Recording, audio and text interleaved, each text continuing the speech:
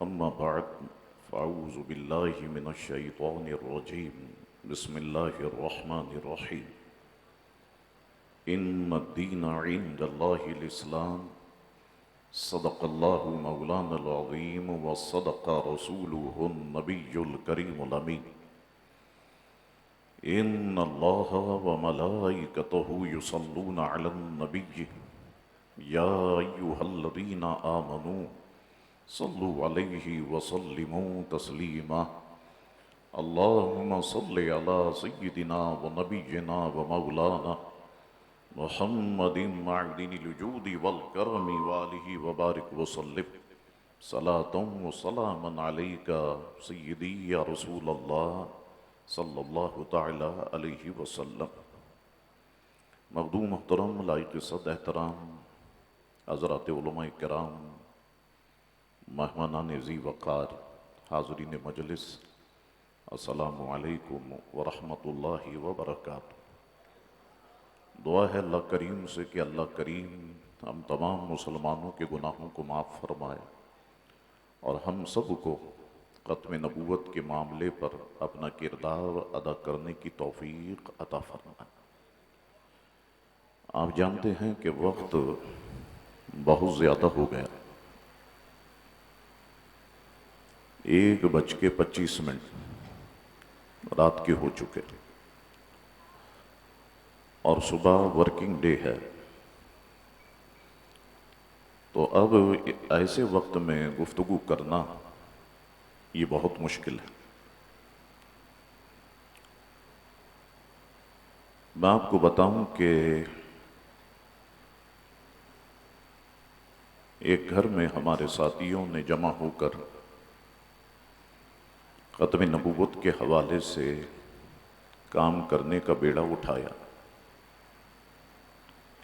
اور الحمدللہ یہ سلسلہ مرحلہ وار جاری و ساری رہا۔ پھر کراچی میں اور کراچی کے علاوہ دیگر شہروں میں ختم نبوت فورم کے تحت ختم نبوت کورسز کرائے گئے۔ کئی مساجد میں یہ کورسز ہوئے۔ ہماری شروع سے خواہش رہی کہ مختلف زبانوں میں ان کورسز کو ٹرانسلیٹ کیا جائے، کیونکہ دنیا میں مسلمان اس چیز کو سمجھنا چاہتے ہیں اور پڑھنا چاہتے ہیں۔ تو فرحان بھائی کے ذمہ یہ کام لگایا ہے، انشاءاللہ تبارک و تعالی یہ جلد پائے تکمیل تک پہنچ جائے گا۔ میری خواہش ہے کہ ایک ایسی اپلیکیشن بنا دی جائے کہ بجائے کہ ہم ایک ایک کو علیحدہ سے فائل بھیجیں، اگر ہم ایک ایسی اپلیکیشن بنانے میں کامیاب ہو جائیں کہ دنیا کا مسلمان جہاں بھی اسے کھولے تو اسے اس کی زبان میں پڑھنے میں آسانی ہو، تو انشاءاللہ تبارک و تعالی یہ سارے میرے ساتھی سارے جوان ہیں الحمدللہ، تو اس کام میں مصروف ہیں اور انشاءاللہ تبارک و تعالی جب اگلا کنونشن ہوگا تو ہم کسی حد تک کسی مقام پر انشاءاللہ تعالی پہنچ جائیں گے۔ یہاں پر جتنی بھی گفتگو ہوئی آپ سب لوگوں نے گفتگو کو سماعت فرمایا۔ میاں خالد صاحب ایڈوکیٹ نے جو گفتگو کی وہ یقیناً ہماری آنکھیں کھولنے کے لیے کافی ہے، کیونکہ ہم مولوی لوگ ہیں، ہم ایک الگ انداز سے سوچتے ہیں اور یہ وکلاء ایک الگ انداز سے سوچتے ہیں۔ تو میں اپنے ساتھیوں سے کہوں گا کہ یہ تقریر اگر ریکارڈ ہوئی ہے تو اسے اطمینان کے ساتھ بیٹھ کر کے سنا جائے اور کہاں کہاں پر سقم ہے اس کو دور کیا جائے۔ تو انشاءاللہ تبارک و تعالی ہم اس پر کام کریں گے اور یقیناً خالد صاحب کو اعتماد میں لے کر ہم آگے بڑھنے کی کوشش کریں گے۔ مرزا غلام احمد قادیانی نے 1901 میں دعوی نبوت اس نے کیا اور 1908 میں وہ مر گیا۔ اب 1908 میں جب مرزا مرا تو اس کے بعد مولوی نور الدین کو خلیفہ بنایا گیا۔ اس نے کچھ عرصے تک مرزا کے کام کو آگے بڑھایا اور پھر 1914 میں مولوی نور الدین بھی مر گیا اور پھر یہ قادیانی تحریک یہ گروہوں میں بڑھتی چلی گئی، مرزائی، احمدی، قادیانی، لاہوری، اس طرح سے یہ تقسیم ہوتی چلی گئی۔ لیکن سوچنے کی بات یہ ہے کہ اس نے اگر 1900 یا 1901 میں کام شروع کیا اور وہ مر بھی گیا، پھر دوسروں نے کام کو آگے بڑھایا اور اب یہ 2024 ہے، اتنے عرصے میں کئی فرقے آئے، اتنے عرصے میں کئی فتنے آئے، لیکن وہ کئی فتنے ختم ہو گئے، وہ فرقے ختم ہو گئے۔ یہ صرف قادیانی موومنٹ ہی اتنے عرصے کے بعد کیوں کھڑی ہوئی ہے؟ ہر سال کوئی نہ کوئی شوشہ ایسا چھوڑا جاتا ہے کہ جس سے پاکستان کے مسلمانوں کے دل غمگین ہو جاتے ہیں اور پاکستان کے مسلمان ختم نبوت کا معاملہ ایسا ہے کہ اپنی جان اپنی ہتھیلیوں پر لے کر میدان عمل میں نکل آتے ہیں۔ تو ظاہر سی بات ہے کہ غیر ملکی لابیز پوری پلاننگ کے ساتھ اس پر کام کر رہی ہے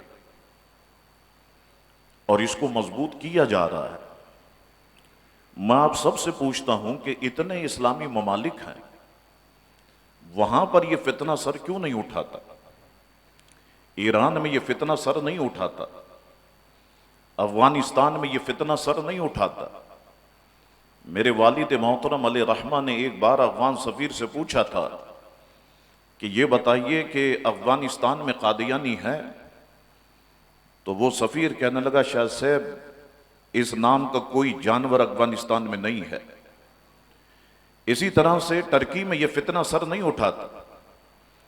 اعلیٰ سطح کا ایک ٹرکی کا ڈیلیگیشن ایک ہماری 5 اسٹار ہوٹل میں آیا تو اس گروپ میں میں بھی شامل تھا کہ ان سے ملاقات ہوئی، تو میں نے ان سے پوچھا کہ یہ بتائیے کہ ٹرکی میں کیا قادیانیوں کا کام ہے، مرزائیوں کا کام ہے؟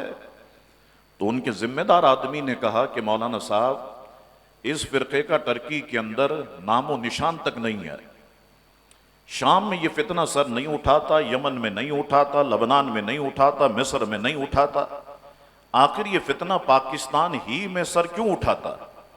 اس کی وجہ کیا ہے؟